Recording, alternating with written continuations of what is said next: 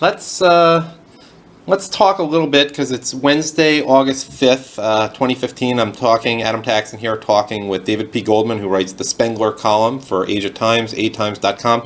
The big Fox debate is tomorrow night, about, I guess, 36 hours from now.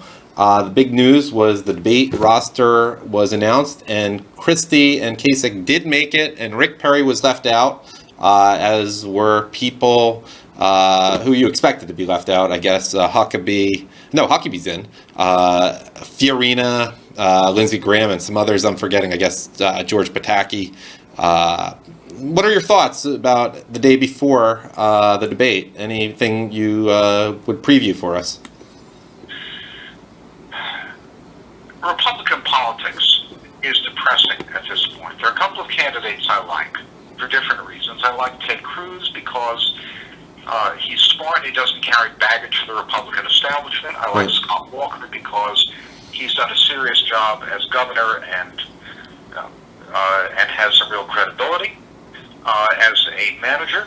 I think we have an overpopulated field with a lot of second-raters who are cluttering it up. So I think people like Lindsey Graham shouldn't be there, and Christie, who carries too much baggage, shouldn't be there. So I think the debate is going to be too diluted to be able to get a clear idea of where candidates stand. The field is just too dense with mediocrity. How do you really have a debate with 10 people? I mean, it's hard to have a debate even with 3 people in it, realistically. Yeah, it's not a debate, it's a talent show. Yeah, it's just a bunch of PR. And do you expect Trump will be the big headline maker simply because he's Trump and number one right now? Or do you think he will do something that will provide the best sound bites from the night? I mean, it's not going to be soundbite-wise Ben Carson who does so. I think Americans are very tired of being spun. And Trump comes across as the non-spin candidate. Of course, he's spinning in a different way. He's very manipulative. But that's worked so far. I see no reason why it shouldn't continue to work for a while. Can we go through the other candidates just real quickly? The first thing that comes to mind in terms of the debate or general, what do they have to do? What do you expect? We'll start with Jeb Bush. Well, Jeb Bush has to clarify what he stands for, if anything. He's come up with so many positions on all sides of issues that he really sounds like his focus groups have been scrambled too many times. The other thing he's got to convince us is why we should have a third Bush as president of the United States. All he has is establishment support. He's got to give people a reason to vote for him. Yeah, and he carries the Bush baggage, and I really don't think he has any of the charisma of George W. I mean, George W., whether you liked him or not, you had to admit, he had some charisma. I just don't see it from Jeb, at least at this age that he is right now. Looks kind of overweight. Well, he's been terrified to show his hand. He really is the most spun, focused, cautious candidate. And Americans don't want caution right now. They want somebody to tell them how to get out of the mess we're in. Scott Walker.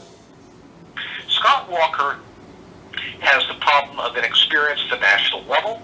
In small groups, he's done extremely well. He's done extremely well as Wisconsin governor. I respect him enormously as a come-from-nothing working-class guy who worked his way up and did a terrific job as governor. I think the advantage of Scott Walker is he really sounds authentic. He may not have the instant response on every one of the issues because he was never a federal official. But he's really the candidate to watch. He's inherently, I think, the strongest candidate we have. Mike Huckabee. Huckabee is a wonderful person who has no particular reason to be president of the United States. He'd be a very good cabinet member. As a former evangelical preacher with a great platform in Scott News, he says a lot of things I agree with. I love the guy to death. His problem is to explain to people why he should be elected to any national office.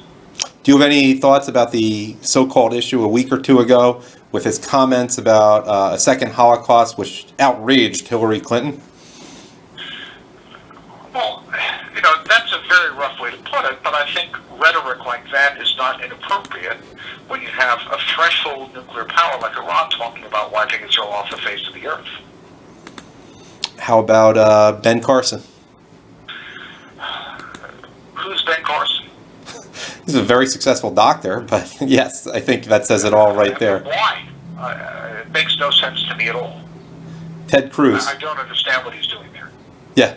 I mean, do you think it's also, so there's a, I mean, would we have ever even heard of him? I like him, but would we really have heard of him if he weren't black, is the question there. Oh, probably not. But I really know nothing about the man. I've got no idea why he's there. I think the candidacy isn't serious. And he doesn't have a Trump-like personality where he strikes me as being particularly loud. Strikes me as someone who'd be a wonderful doctor. You know, I would want to go to him, but he doesn't have the, you know, command that a Trump, whether you like him or not, seems to have. It's just not that kind of personality. I have no interest in the Carson candidacy. Fair enough. Well, here's one that you do have a lot of interest in, Ted Cruz. I think we're going in order of where they were in the most recent polls. I love Ted Cruz to death. I think he's a wonderful person. He's certainly the smartest of the candidates, and he's willing to take on the Republican establishment. I don't think he's played his cards particularly well. I think the big attack on the Senate leadership over the Export-Import Bank issue, which got him a lot of headlines, was simply the wrong target to go after. Yes, the Export-Import Bank is typical corporate welfare, and he's right to take it on, but picking that particular battle to go after the leadership in such a tough way, I think was a very big mistake, because Americans don't know enough about it to understand why he called the majority leader a liar.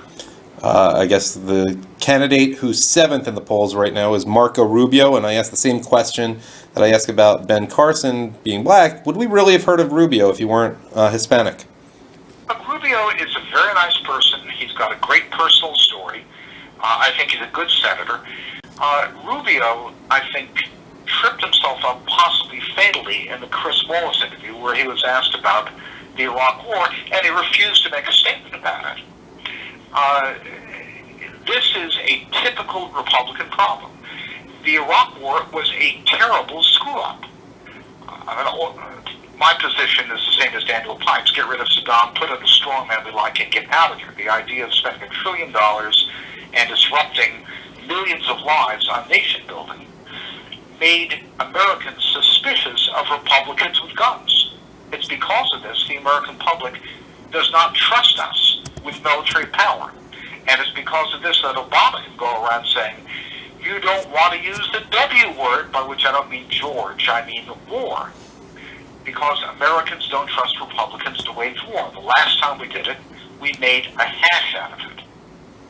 So for Rubio not to take a position on this really makes him look like a terrible candidate.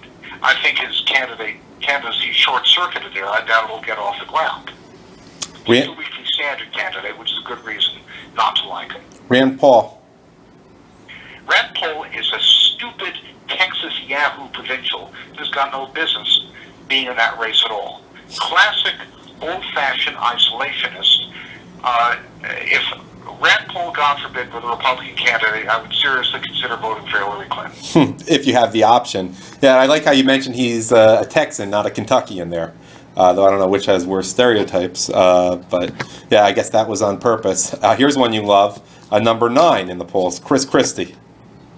Chris Christie has the wrong kind of personality to be president. He's a very acerbic, some people will say nasty kind of person. You can get away with that as a governor. You can't as a president. President has to be a consensus builder. That's why a person who I think was in some ways a terrible human being, like Bill Clinton, was nonetheless an undeniably effective president because he was so good at bringing people in. Christie is the wrong kind of person. He's also sort of a centrist Republican with no particular policy ideas that distinguish him.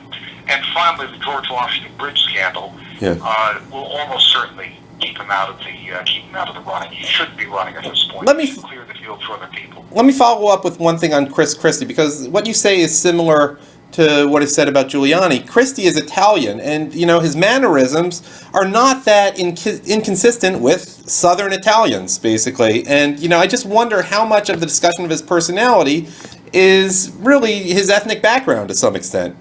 Do you think there's any truth to that, or am I just out of line there? Southern Italians are more acerbic than any other people in the world. I don't see that as an ethnic thing at all. I think Christie is just the wrong kind of personality to run for president.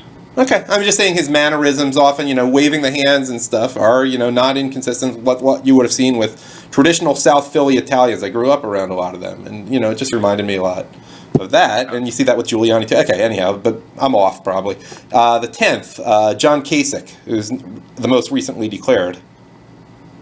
Kasich is just stuffing the field. He has no chance. He shouldn't be running.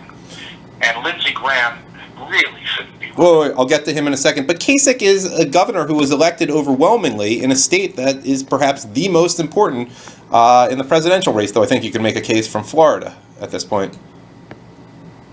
Still no. That's right. He comes from an important state, but there's really nothing that distinguishes him at the national level. Again, I just don't see why he's there.